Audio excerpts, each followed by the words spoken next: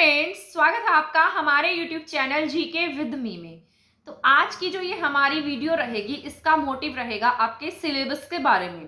ये क्लास बनाने के पीछे मेरा मोटिव ये है कि आपको जो अभी हमारे जो हरियाणा में एचएसएससी टीजीटी की वैकेंसी आई है, उसके सिलेबस को फुल कंप्लीट डिटेल से डिफाइन करना। ठीक है, आपको ये पता होना चाहिए एग्जाम देने से पहले कि आपको क्या क्या पढ़ना है और किस तरीके से पढ़ना है और कितना पढ़ना है। क्योंकि सिलेबस क्योंकि कोई भी एग्जाम होता है तो उससे पहले आपको सिलेबस का पता होना बहुत जरूरी होना चाहिए। तो बात करते हैं हमारे एचएससी टीजीटी के एग्जाम की। तो जो आपका टीजीटी का एग्जाम रहेगा, उस तरीके से मैंने पूरा का पूरा सिलेबस यहाँ ऐसे लिख लिया है। तो मैं यहाँ आपको इस सिलेबस को डिफाइन कर दूंगी ताकि आपको इसको समझने में आसानी हो। तो जैसा कि पहले जो टीजीटी का एग्जाम 2015 में हुआ था, 2015 में हुआ था, तो उसमें थोड़ा सिलेबस जैसे आपका मैथ्स था, रीजनिंग, हिंदी, इस तरीके का पूरा मतलब सिलेबस था जैसे आपका सीईटी में आता है। पर अब जो एचएसएससी है, इसमें कुछ चेंजेस किए हैं। यहाँ पर ईवीएस को ऐड कर दिया है। यहाँ आपकी जो ईवीएस रहेगी ना, वो 10 मार्क्स की रहेगी। तो आप जितनी भी एनसीईआरटी की बुक में ईवीएस दी गई है वो पढ़ सकते हैं। ठीक है, वैसे यहाँ पर ईवीएस में कौन से चैप्टर इंक्लूड किए गए हैं वो भी मैं आपको बता देती हूँ। जैसे इकोसिस्टम का टॉपिक होता है मतलब जिस तरीके से रिन्यूएबल एनर्जी है, जैसे नवीकरणीय ऊर्जा और अनवीकरणीय ऊर्जा है, रेन वाटर हार्वेस्टिंग है, डिफोरेस्टेशन जो पेड़ों की कटाई है उसको किस तरीके से रोका जाए, क्यों हो रही है, इसके फायदे नुकसान, मतलब इससे तो नुकसान ही होगा तो इसके नुकसान वगैरह, इसके क्या इफेक्ट पड़ रहे हैं हमारे एनवायरनमेंट पर, ये सब आपको पढ़ना होगा। अब इसके बाद आपको एयर पॉल्यूशन है, नॉइस पॉल्यूशन है, इसको पूरा कंप्लीट डिटेल से पढ़ना होगा। ठीक है, हम जो एयर पॉल्यूशन क्यों हो रहा है, इसके पीछे क्या रीजन है, day by day air pollution क्यों बढ़ रहा है, नॉइस पॉल्यूशन क्या है, मतलब इसको पूरा कंसेप्ट से पढ़ना आपका जरूरी है। इसके साथ साथ आपका वाटर पॉल्यूशन और इसके साथ साथ सॉइल पॉल्यूशन पढ़ना आपको जरूरी होगा। फिर बात कर लेते हैं जैसे ग्लोबल वार्मिंग है। ग्लोबल वार्मिंग आज के टाइम में बहुत इंपॉर्टेंट टॉपिक है, तो आप इसको पढ़कर जाना। ग्रीन हाउस इफेक्ट भी आपके लिए बहुत इंपॉर्टेंट रहेगा। इसके साथ साथ जो आपके ओजोन लेयर है वो खत्म क्यों होती जा रही है, एसिड रेन का क्या सिस्टम है, इको फ्रेंडली और ग्रीन बिल्डिंग कार्बन्स, ये सब पूछा जाएगा आपके ईवीएस में। तो आपको इन सब चीजों को बहुत अच्छे से पढ़कर जाना है, क्योंकि 10 मार्क्स की ईवीएस आएगी। 10 मार्क्स थोड़े नहीं होते, 4-5 नंबर की बात हो तो भी हम उसको मतलब इतना पढ़ सकते हैं कि उसमें से 2-3 क्वेश्चंस तो आपके आ ही जाए। पर यहाँ बात है 10 मार्क्स की, तो आपको इसे अच्छे से पढ़ना होगा। मैं आपको इसके लिए सजेस्ट करूंगी कि आप सिर्फ एनसीईआरटी की बुक्स इसके लिए पढ़ सकते हैं।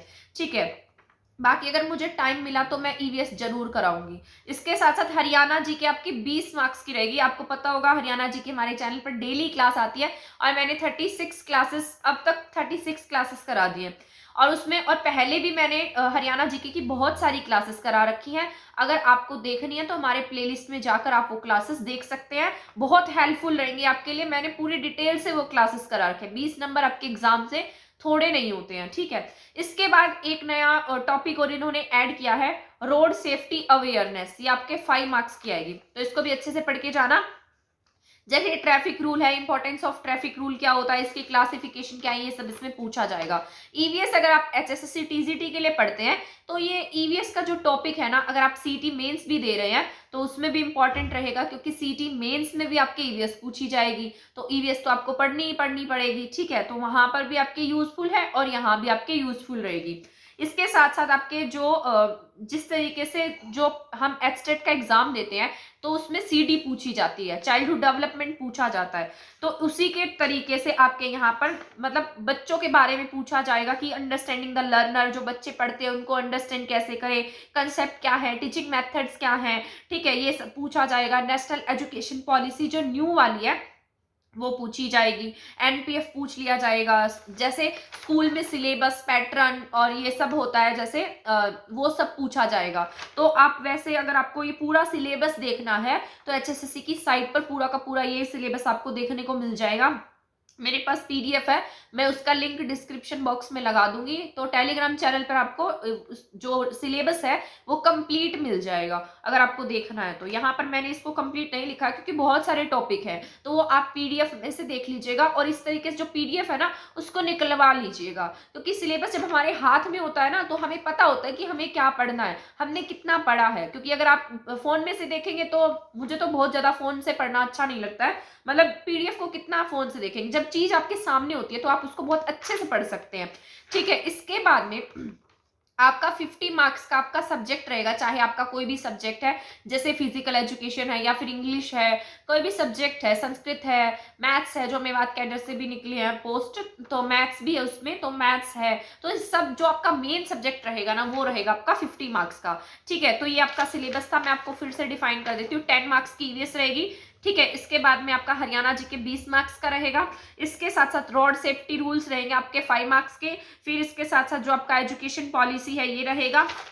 साथ में आपकी जो इंग्लिश है ना, जो सॉरी जो आपका सब्जेक्ट है, मेन सब्जेक्ट है, वो रहेगा आपका 50 मार्क्स का। यहाँ पर हिंदी, इंग्लिश, मैथ्स, रीजनिंग कुछ नहीं आएगा, तो उस पर ज्यादा ध्यान देने की जरूरत भी नहीं है आपको। मैंने तो एग्जाम से पहले ही पूरी हिंदी कंप्लीट कर दी थी, मुझे लगा हिंदी आएगी, और इन्होंने हिंदी नहीं दी है पेपर में। ठीक है, तो और इस तरीके से डिटेल जानने के लिए हमारी नेक्स्ट वीडियो में बने रहे। नेक्स्ट वीडियो में मैं आपको बताऊंगी कि मेरा टीचिंग सब्जेक्ट कौन सा है, और आप मेरे साथ कैसे टीचिंग जो सब्जेक्ट है उसकी प्रिपरेशन कर सकते हैं। थैंक यू, धन्यवाद। मिलते हैं नेक्स्ट क्लास में हमारी नेक्स्ट मोस्ट इंटरेस्टिंग वीडियो के साथ में। उसमें मैं आपको कंप्लीट बताऊंगी कि आपको किस तरीके से एग्जाम की प्रिपरेशन करनी है, और मेरा टीचिंग सब्जेक्ट क्या है। अगर आपका भी वही टीचिंग सब्जेक्ट है तो आप मेरे साथ उसकी प्रिपरेशन कर सकते हैं, और हमारे चैनल के साथ में जुड़ सकते हैं। थैंक यू, धन्यवाद।